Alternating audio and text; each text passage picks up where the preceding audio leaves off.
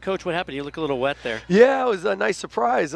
Players got me with a cold bath. I don't know if they were excited celebrating with me or if they were upset I was yelling to play defense and rebound throughout the game. So one or the other. Anyway, I'm wet and cold, but it was fun. Well, congrats. 200. Thank you. Big thing. I know you still got a ways to go even in your family to get up there on the leaderboard. Does Scott and Homer, do they call you and go, oh, that's cute, 200? Yeah, I've thrown the towel in on catching them. I'm not even worried about that right now. Well, probably a perfect way to get it, too, to see your team sort of respond to some of the areas you needed.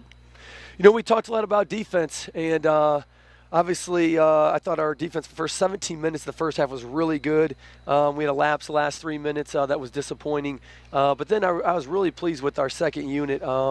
The start of the second half, we didn't have the energy that we should have had coming out. You know, something we've talked about, something we've practiced, something that you know that we want our guys to do. And so we subbed in a different group, and you know I thought the Chance McMillan highlight lob pass to Aiden was sensational. Followed up with the Jalen Blackman 3. I thought that 5-point run really brought the momentum back to us, and also set a tone for how we were going to play for the second half. Are you looking for, I mean, I know coaches at this time, they kind of look for rotations they think work or give them opportunities to do specific things. I mean, we've seen with you do some of those, we call them hockey changes, those wholesale, like, hey, line change here. That seemed to work, though, tonight. Do you think that's something you might keep going with? You know, that was more of an effort thing. You know, we were pretty upset with the effort that our starting unit was giving us to start the second half. And you know, I would love to find 8 or 9 guys that are consistent and that we could play an 8-9-man rotation. On some of the best teams I've been around, you have that. But just the inconsistency we've gotten throughout the year and what the game calls for has, you know, pretty much made us kind of pick and feel kind of which guy could help us in that particular night. In this conversation we've been having frequently about support scoring for Blackshear and Woods, you got it from different avenues tonight, and with the way Sean Miller-Moore came out and then the way Chance McMillan came in and scored in different ways. Yeah, really nice to get productivity. You know, Chance has really been working hard. He obviously the last couple of weeks hasn't played as well as what he would like, and you always sit back as a coach and you watch a young man when he goes through some adversity. Does he get quiet? Does he stay out of the gym, or does he work harder? And Chance and I had some good conversations, and really pleased with how he's responded. You know, we put him down on the third string on practice to a position that he wasn't even playing much, and he responded. And then he had a great practice, and it gave the coaches a lot of confidence that he was going to be ready. And this is the best game he's had probably in almost 2 months. And when he plays like this, it gives us that next scoring option when he can make some shots and play the defense like he does. So really happy for Chance. When you work hard and when you put time in, it's great to get that rewarded for a young man like him.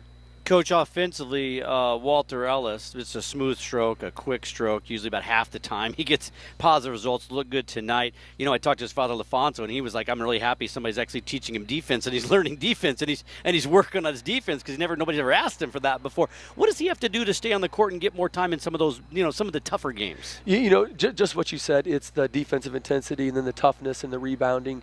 You know, we're really big on getting loose balls, really big on rebounding, making sure we're getting over screens. And I thought, you know, Walt took some steps up in that today. He got a nice steal on defense. Thought he went to the glass, you know, really hard. And, you know, obviously he's a, you know, an excellent catch and shoot shooter. And you know, if he can play like he did tonight, that can really help us in these last 3 home games with his ability to stretch the floor, you know, if he can continue to improve on defense. Another guy who got some extended time tonight was Aiden Gahan, where we seem to see those mistakes reducing with him the deeper the season goes. You know, it's great to see Aiden. You know, that alley-oop dunk was spectacular that he made, and you know, I thought he had a really nice block in the first half.